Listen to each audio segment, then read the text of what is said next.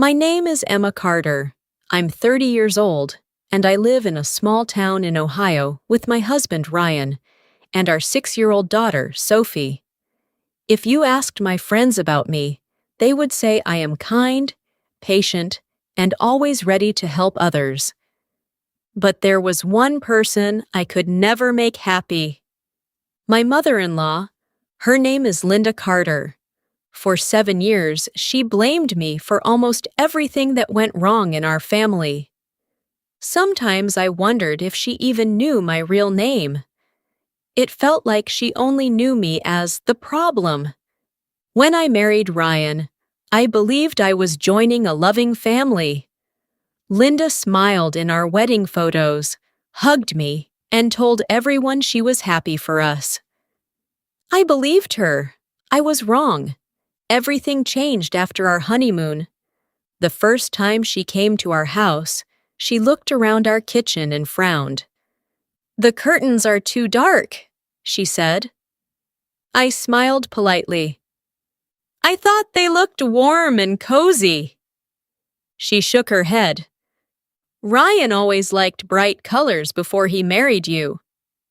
I laughed a little because I thought she was joking. She wasn't. After that day, every visit became another test that I could never pass. If dinner was too salty, it was my fault. If it wasn't salty enough, it was also my fault.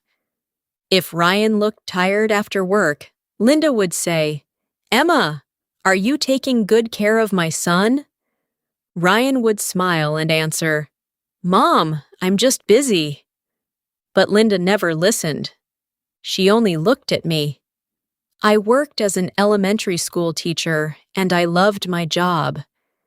Every day, I helped children learn how to read, solve problems, and be kind to one another. It made me sad that teaching children kindness was easier than earning kindness from one adult.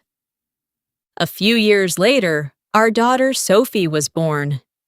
She was the happiest moment of our lives. Ryan cried when he held her for the first time. "So tiny," he whispered. "I love her already." I thought Sophie would bring our family closer together. Instead, Linda found new reasons to blame me. One winter morning, Sophie caught a cold. The doctor smiled and said, "It's very common. She'll be fine after a few days." I felt relieved. Linda did not. "If you dressed her better, she wouldn't be sick," she said. "The doctor said children catch colds all the time," I answered softly. Linda crossed her arms. "You always have an excuse." I stayed quiet. Arguing only made things worse. Another time, Ryan forgot Linda's birthday. He had an important meeting at work and didn't check the calendar. Before Ryan even realized his mistake, Linda called me. "You made him forget." I blinked in surprise. "What?" "He never forgot before you married him." "I didn't even know he forgot." "You should have reminded him." That evening, Ryan bought flowers and drove to his mother's house to apologize. When he came home, I asked quietly, "Did you tell her it wasn't my fault?" Ryan sighed as he loosened his tie. "Mom was upset. It's better not to argue with her." His words hurt more than he realized. Not arguing meant letting me carry the blame. Weeks later, our washing machine suddenly stopped working. Ryan looked at it and laughed. "I guess it's just old." Before he could finish, Linda said, "Emma probably uses it too much." Ryan rubbed the back of his neck, but said nothing. I looked down at my hands. I wanted someone to say, "That's not fair." No one did. As the months passed, I started apologizing even when I had done nothing wrong. "I'm sorry," Those two words became part of my daily life. Sometimes I said them before Linda even finished speaking. I hoped that if I stayed kind, one day she would accept me. One Sunday evening, we all had dinner together. Everything seemed peaceful until Ryan mentioned that his company might move to a new office across town. Linda looked directly at me. "Ever since Emma came into this family, nothing has gone right." The room became silent. Ryan looked uncomfortable, but didn't answer. Sophie quietly reached for my hand under the table. I forced a small smile so my daughter would not see the tears filling my eyes. That night, after everyone had gone home, I stood alone in the kitchen, washing the dishes. The water was warm, but my hands felt cold. I looked at my reflection in the window and whispered to myself, "What else can I do?" For the first time, I wondered if no matter how hard I tried, I would never be enough. The years passed quietly, but my heart grew heavier with each one. I still loved Ryan. I still loved our little home.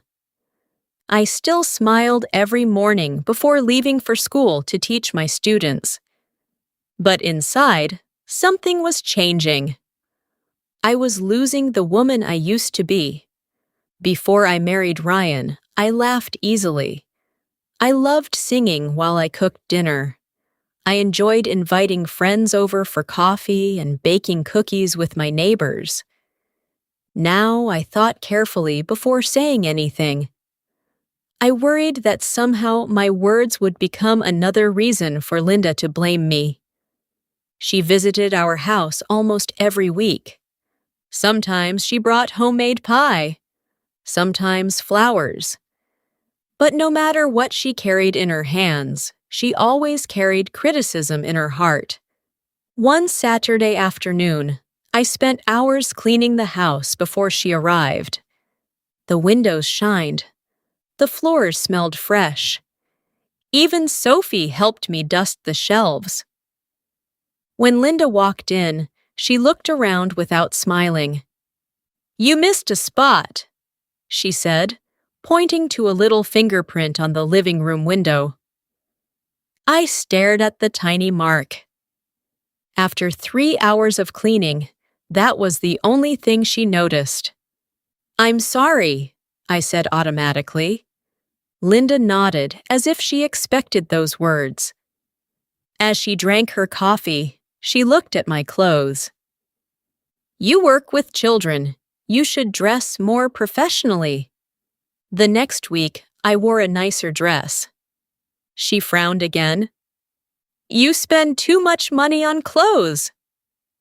No matter what I did, it was wrong. Ryan noticed the tension, but he always tried to keep everyone calm. "Mom doesn't mean to hurt you," he would tell me. "She grew up differently." I wanted to believe him, but after 7 years, those words felt empty. One evening, Ryan came home later than usual. Traffic had been terrible because of an accident on the highway. Before Ryan could even explain, Linda called my phone. If Emma cooked dinner earlier, Ryan wouldn't have stayed at work. I looked at the screen in disbelief. "Linda," I said gently, "there was a traffic accident." There is always an excuse. She ended the call before I could answer. That night, I sat alone on the back porch after Sophie had gone to bed. The summer air was warm, but I couldn't stop shivering. For the first time, I asked myself a question I had been afraid to think about. Maybe I really am the problem. The thought scared me. The next morning, I made pancakes for Sophie before school. She smiled as she poured syrup on her plate. "Mom?" "Yes, sweetheart?" She looked at me with her big blue eyes. Why does Grandma always look angry at you? The room became very quiet. I forced a smile. Oh, Grandma just worries a lot. Sophie frowned. But you're nice. Her simple words almost made me cry. Children often see the truth that adults try to hide. A few weeks later, Ryan's cousin invited the whole family to a birthday dinner. Everyone laughed and shared stories around the table. I was helping in the kitchen when I heard Linda talking to two relatives in the dining room. She didn't know I could hear her. Our family was peaceful before Ryan married Emma, she said. One of the relatives asked quietly, Do you really believe that? Linda sighed. My son has changed. He hardly visits me anymore. I closed my eyes. Ryan still visited her almost every week. He called her every few days. But in Linda's mind, it was never enough. And somehow, it was always my fault. I stayed in the kitchen until dinner was ready because I didn't trust myself to speak. After we finished eating, everyone gathered outside for pictures. I stood beside Ryan, smiling for his camera. Inside, my heart felt empty. On the drive home, Ryan noticed I was unusually quiet. Are you okay? He asked. I'm just tired. He reached over and squeezed my hand. I know Mom can be difficult. I looked out the window. I don't think she has ever wanted me in this family. Ryan didn't answer. His silence told me everything. As autumn arrived, I laughed less. I stopped singing while making dinner. Even my students asked if I was feeling sick because I smiled less often. I told everyone I was simply tired. The truth was much deeper. I was tired of trying to earn love that was never offered. Then came Thanksgiving. The whole family gathered at Linda's house. After dessert, I walked into the hallway to get my coat. That was when I heard Linda speaking to several relatives. I wish Ryan had married someone else, she whispered. This family would have been happier. The words cut deeper than anything she had ever said before. I quietly picked up my purse and walked out the front door without saying goodbye. Cold tears rolled down my face as I stood beside our car. A few moments later, the front door opened. It wasn't Ryan. It was little Sophie. She ran into my arms, hugged me tightly, and whispered, Mom, please don't cry. At that moment, I realized my daughter had been carrying my pain with me all along. After Thanksgiving, I stopped trying to win Linda's love. I was never rude to her. I still greeted her with a smile. I still invited her for dinner. I still bought her birthday gifts and Mother's Day flowers. But I stopped believing that one more act of kindness would change her heart. Some people only see what they want to see. And Linda had already decided who I was. Winter arrived early that year. Snow covered the streets, and every morning I woke up before sunrise to shovel the walkway before Ryan left for work. One Friday morning, I was helping Sophie put on her boots when my phone rang. It was Ryan. His voice sounded worried. Emma, Mom fell outside her house.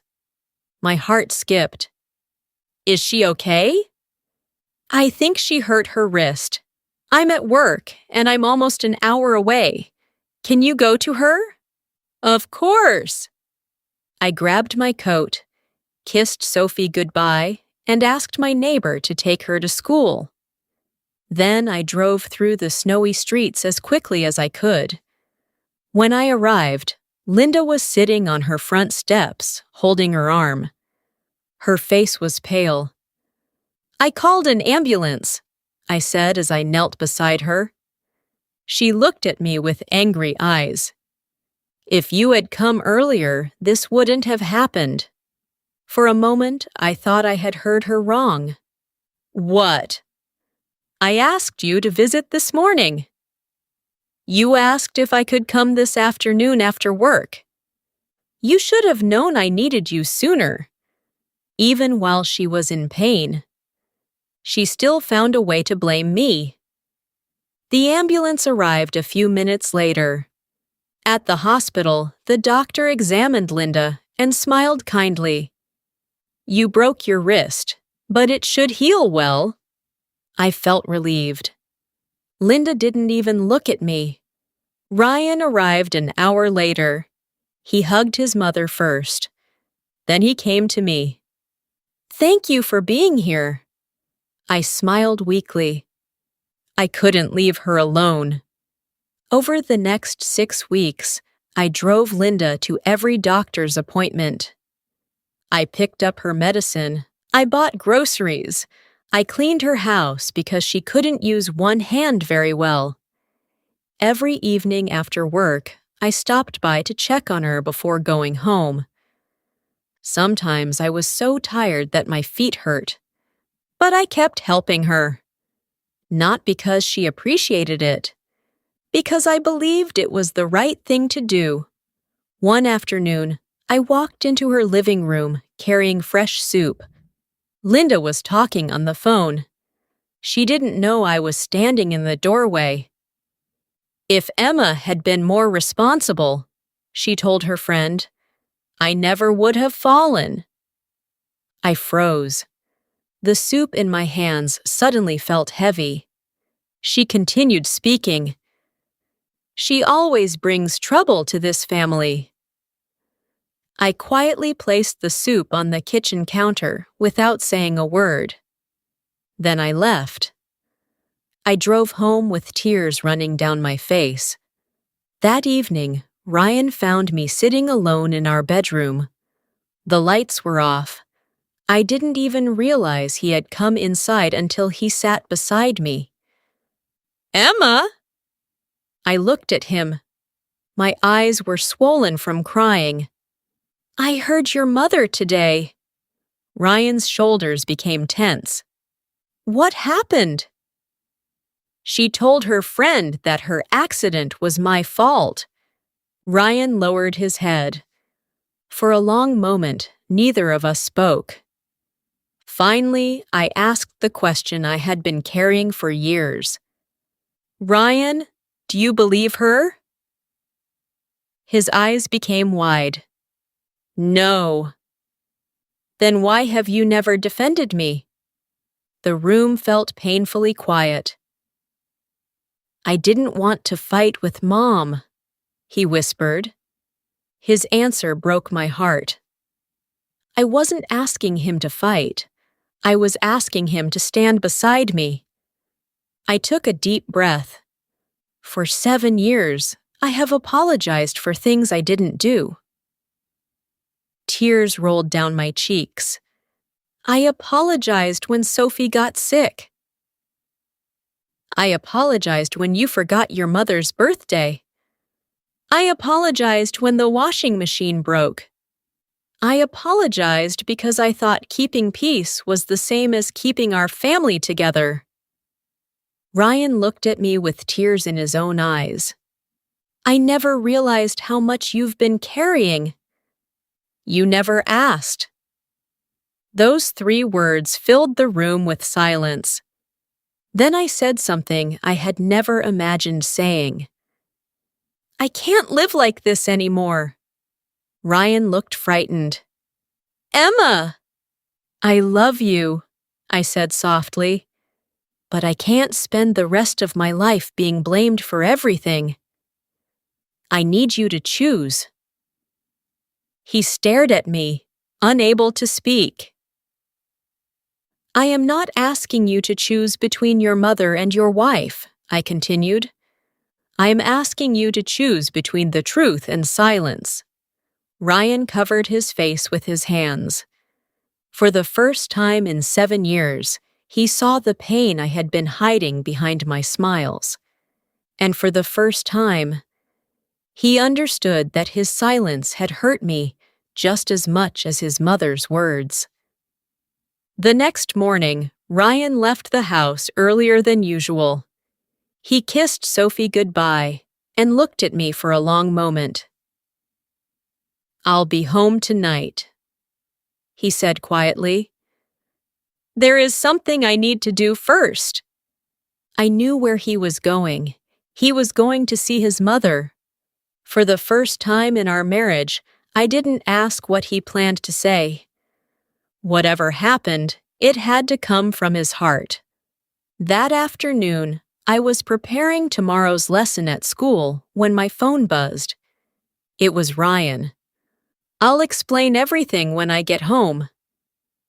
His voice sounded calm, but I could tell he had been crying. That evening, after Sophie went to bed, Ryan sat beside me on the couch. He held my hands tightly. I told Mom the truth. I waited quietly. I told her that you were never the reason our family had problems. He took a deep breath. I told her she blamed you because it was easier than facing her own pain. I could almost picture Linda's face. "What did she say?" I asked. Ryan looked down. "At first, she became angry." He gave a sad smile. "She said I had changed." I nodded slowly. Then I told her something I should have said years ago. He looked into my eyes. I said, "Mom, I have changed.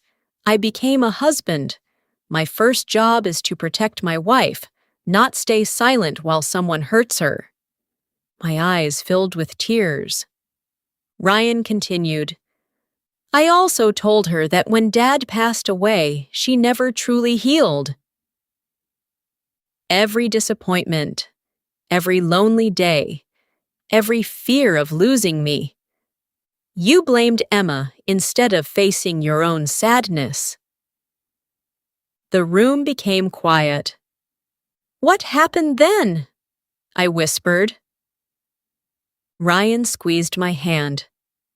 "She cried." For the next few weeks, we didn't hear much from Linda. She didn't call every day. She didn't stop by our house without asking. For the first time in years, our home felt peaceful. I laughed while cooking dinner again. Sophie noticed first. One evening, she smiled and said, "Mom, you're singing again." I hadn't even realized I was. Ryan smiled at both of us. "I've missed that." Little by little, I felt like myself again. Not because Linda had changed, because I had stopped carrying blame that never belonged to me. Then, one rainy Saturday afternoon, our doorbell rang. When I opened the door, Linda was standing there. She looked different. Not older, not weaker, just quieter. She held a small apple pie in her hands. "My grandmother's recipe," she said softly. "May I come in?" I stepped aside. She sat at our kitchen table without saying a word for several moments. Then she looked at me. "I owe you an apology." I stayed silent. "I spent years blaming you for things that were never your fault." Her voice trembled. "When Ryan married you, I was afraid." She looked down at her hands. "After my husband died, Ryan became my whole world. I was scared that I was losing him. So instead of accepting that my son had grown up, I made you the enemy." Tears rolled down her cheeks. "You cared for me after my accident. You bought my medicine." You cleaned my house. You never stopped showing kindness. And I repaid you with blame. She covered her face as she cried. I'm so sorry, Emma. For years, I had imagined this moment. I thought I would feel angry. Instead, I only felt sadness.